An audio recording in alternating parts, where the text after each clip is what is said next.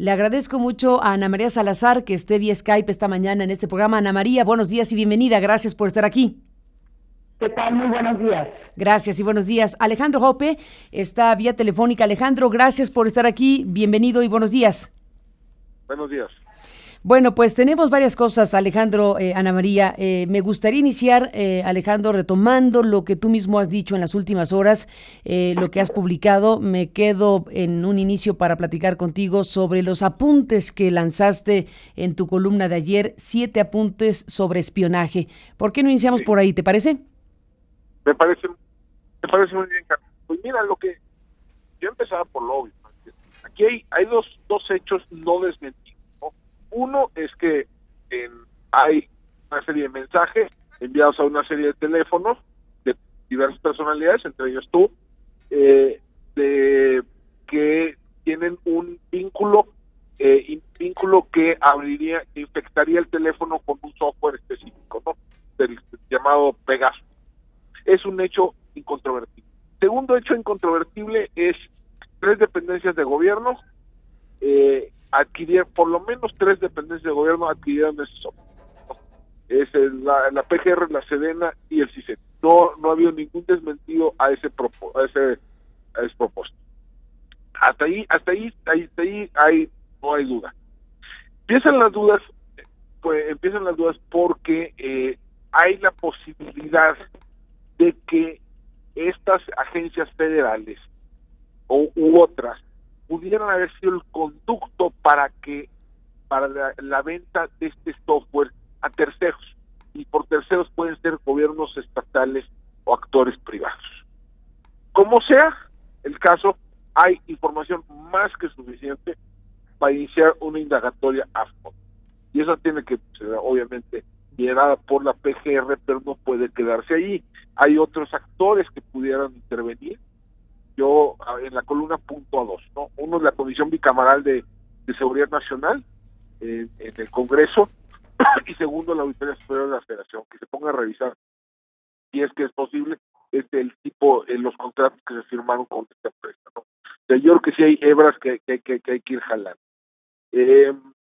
Lo que a mí me sorprende también sobremanera de todo este incidente es la torpeza. La torpeza manifiesta en algunos de estos intentos de espionaje. En algunos casos parecía como si tuvieran la intención de ser descubiertos, ¿no?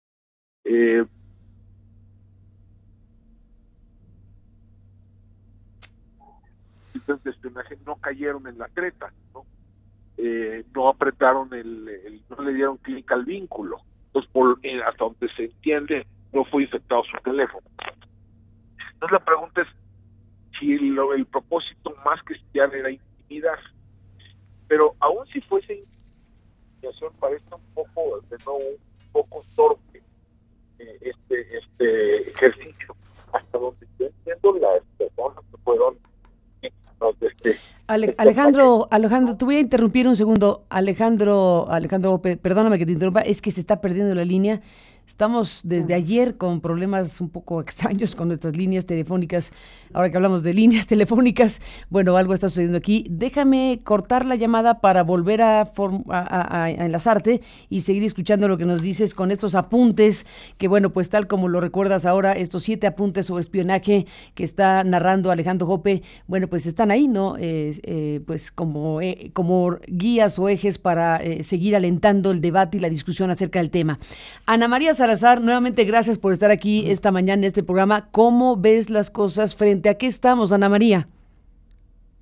Mira, yo quisiera agregarle algunos otros apuntes a lo que dijo Alejandro, porque estoy completamente de acuerdo con lo que él dijo.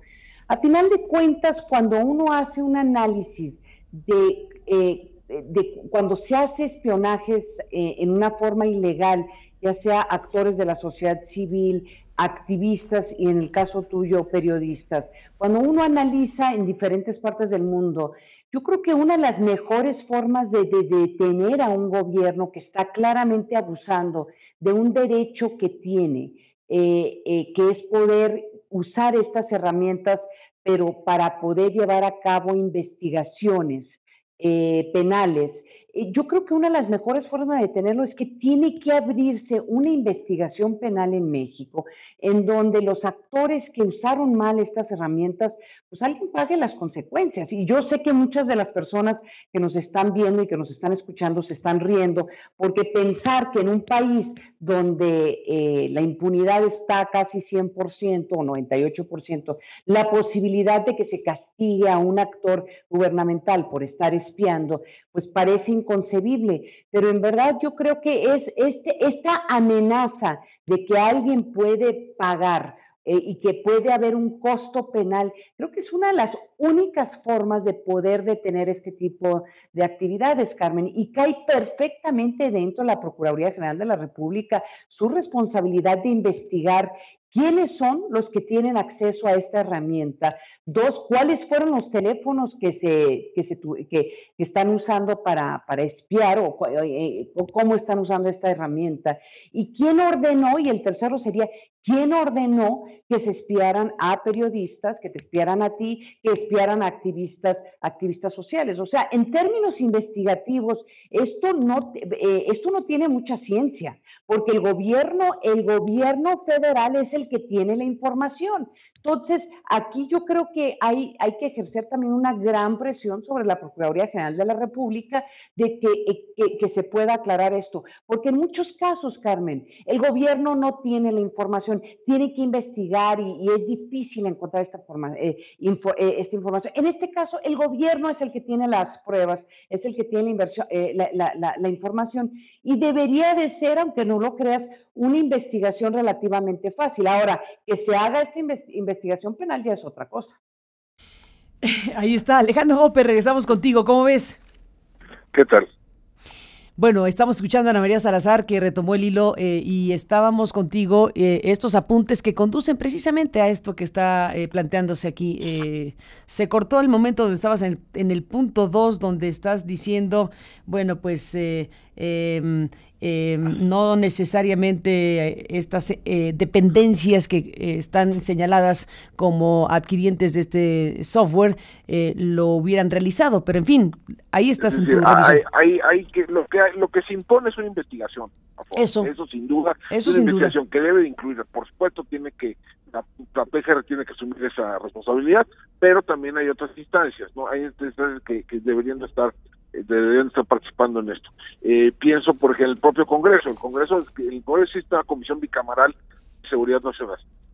Ellos deberían de estar ya activándose para investigar este tema. Segundo, está la Auditoría Superior de la Federación, que podría estar revisando las adquisiciones de este tipo de software, ¿no? Y de este tipo de equipos. Esa sería una ruta. Luego, lo que a mí me llama mucho la atención, no deja llamar la atención, es la torpeza de algunos de los intentos de espionaje, ¿no? Eran tan obvios, ¿no? Que parecían más un intento de intimidación que intentos de espionaje, pero si eran intentos de intimidación, pues también fracasaron, porque hasta donde sé, las personas que fueron sujetas a esta ofensiva tampoco modificaron mayormente su comportamiento, al menos en lo que respecta a lo que le pudiera incomodar al gobierno, ¿no? o a quien quiera que haya lanzado esto, ¿no? Es decir, los periodistas siguieron haciendo su trabajo periodístico, los activistas siguieron en su labor de activismo. O sea, no fue eficaz para callar la boca a nadie. Entonces, hay algo de amateurismo en esto que no me alcanza a cuadrar. Entonces, de nuevo, se impone una investigación. Tercero, otro punto que yo creo que vale la pena destacar es que esto tiene un efecto colateral importante, que es para los fines legítimos para los cuales precisamente fue adquirido este software, se quemó. Ya es muy probable que los blancos de la delincuencia organizada o de bandas criminales que pudieran ser a blancos de este tipo de intentos de espionaje, pues se van a cuidar mucho más. Eso yo creo que ese es un efecto no menor. ya no vamos a poder utilizarlo para lo que lo compramos. Y eso no deja de ser un costo social, ¿no? Y por último, digo, yo sí quisiera apuntar que la gente, como mencionaba Ana María, hay este tipo de prácticas porque hay impunidad y porque no hay controles externos.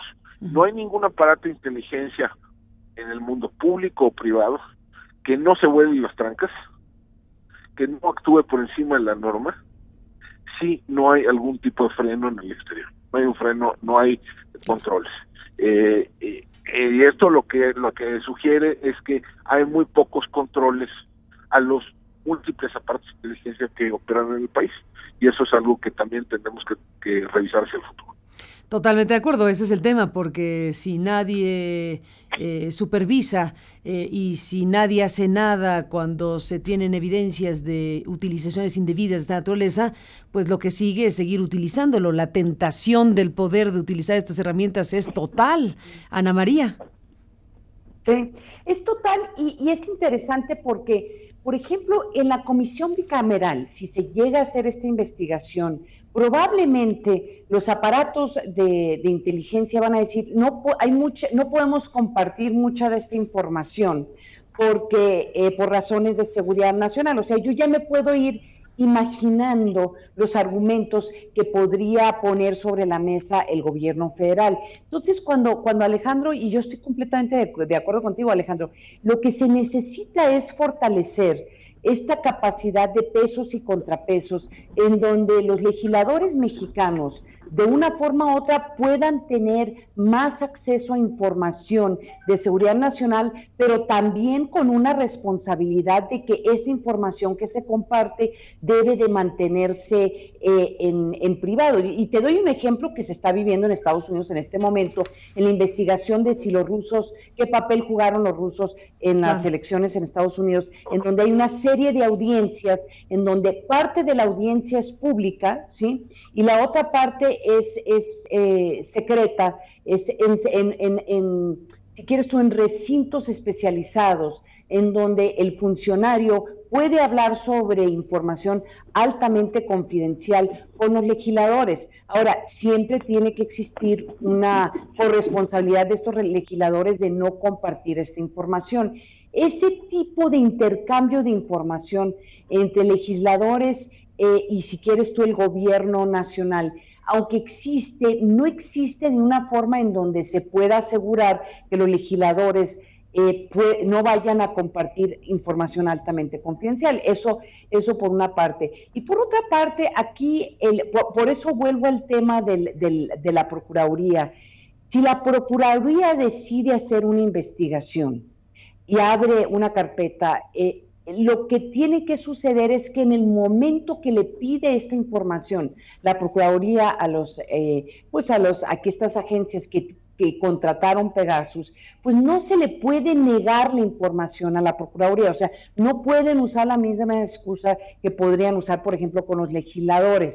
Entonces, por eso a mí me parece muy interesante el papel que podría jugar no solamente esta Procuraduría, sino la transición que se tiene que hacer a la Fiscalía General de la Nación, en donde el solo hecho de que se tiene que tener audiencias y tiene que haber comparecencias de los posibles candidatos y los cuestionamientos que se le puede hacer entre ellos es ¿qué pasa con esta investigación? ¿Qué tanta voluntad va a tener el siguiente fiscal general de la Nación de poder asegurar y resolver algo que se puede resolver? Y yo sigo insistiendo, Carmen, la información lo tiene el gobierno federal, lo tienen autoridades federales, no tienen que ir a escarbar muy, muy lejos. Entonces, esto se vuelve un tema de voluntad política, de querer resolver lo que seguramente va a ser, si esta investigación no se resuelve en este sexenio, seguramente esto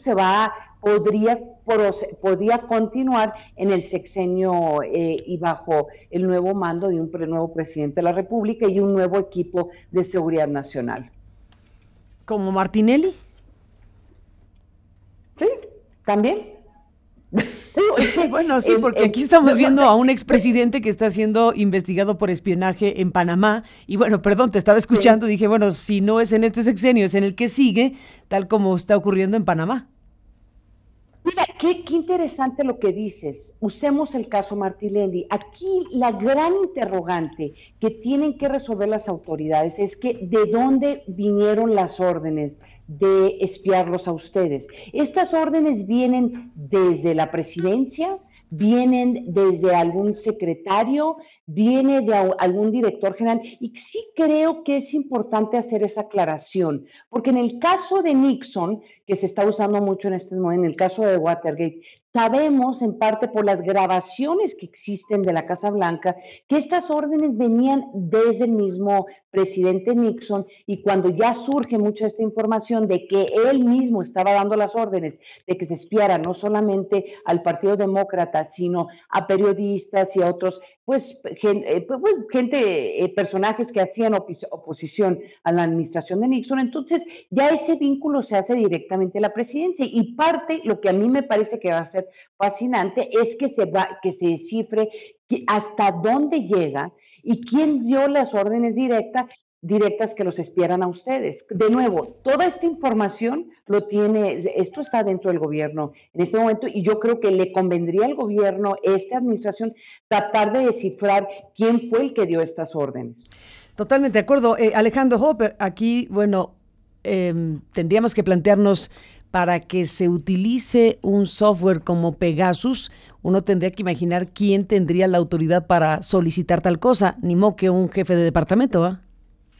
No lo sé, o sea, depende. Este tipo, es decir, primero, este tipo de herramientas, pues las tienen las áreas de investigación de las diversas dependencias, y las tendrían incluso, pues, algunos actores, hasta actores privados. ¿Quién autoriza las intervenciones? Bueno, pues cuando son legales tienen que pasar por un juez, ¿no? Uh-huh. Entonces ahí sí tiene que haber llegar hasta el nivel más alto cuando son este tipo cuando son intervenciones legales. No se puede hacer sin el conocimiento del titular de la dependencia. Pero cuando estas son submarinas, pues no sabemos con precisión. No sabemos con precisión si hubo una decisión, una solicitud expresa, digamos, dentro o fuera de la institución, o si algún actor dentro de la misma decidió operar a contrapelo de disposiciones oficiales. No lo sabemos. De nuevo, yo creo que tenemos, o sea, todo esto obliga a dos cosas, ¿no? Obliga a reforzar los controles sobre este tipo de herramientas, y dos, a investigar casos de claro abuso, ¿no? Como este. Bueno, para cerrar, Alejandro, Ana María, ¿qué me dicen de lo que ayer dijo el presidente del PAN? Ricardo Anaya dice, en nuestro caso hemos revisado, y nuestro equipo ha revisado, y un mensaje en el teléfono de el presidente del PAN y de su director de comunicación está ya identificado por ellos mismos como relacionado con Pegasus. Entonces él levanta la mano y dice, esto es inaceptable y no vamos a parar hasta que se sepa exactamente qué hay detrás de todo esto. Ahora tenemos este nuevo elemento de alto voltaje político, Ana María, porque un presidente nacional de un partido político está diciendo, aquí tengo yo una evidencia de que en nuestro caso también hubo una infección o intento de infección del virus Pegaso a los teléfonos de ellos. Mi intuición como analista es que probablemente vamos a encontrar que más personas de otros actores de la sociedad, incluyendo de otros partidos políticos, si se ponen a investigar, probablemente van a encontrar que también fueron espiados, porque a mí me da la impresión, y esto le hago la pregunta a Alejandro, pero a mí me está dando la impresión de que el uso de Pegasus se volvió mucho más sistemático de lo que nos estamos dando cuenta ahorita. Y lo digo porque la diversidad, ya en este momento hemos identificado periodistas investigados, o sea, en el caso tuyo, por ejemplo, activistas sociales, estoy pensando en Pardinas, ¿no? Que Pardinas no es un periodista, pero es una persona que de una forma u otra, de una organización social, que más que política es una organización social que se pone a promover la competitividad. Tenemos ahora esta información sobre ya el presidente de un partido político o gente allegada a él. Entonces, mi intuición en este momento es que si se empieza a escarbar, vamos a encontrar de que hubo un uso indiscriminado de este spyware, y que de nuevo nos lleva a esta situación en donde tiene que crearse mecanismos y procedimientos para el uso de este tipo de herramientas, que en las democracias lo usan, pero siempre hay pesos y contrapesos para que no se abuse como lo que estamos viendo en este momento.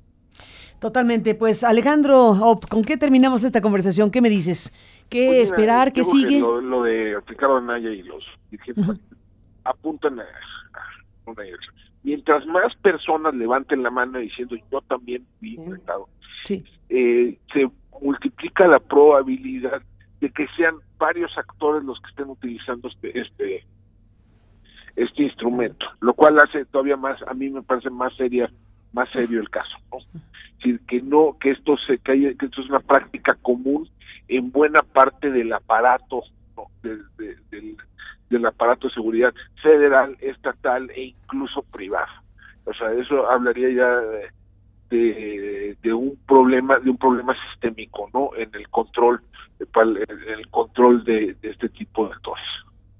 Totalmente de acuerdo. Así están las cosas, Alejandro, Ana María, a los dos les aprecio muchísimo que podamos hablar con ustedes, pues siempre, pero en este contexto de cosas, les aprecio enormemente que estén aquí. Gracias, Alejandro Hoppe, gracias por estar aquí. Muchas gracias, Carmen, muchas gracias, auditorio. Igualmente, Ana María Salazar, gracias por estar aquí, un abrazo y buenos días. Un abrazo, Carmen. Gracias, Ana María Salazar.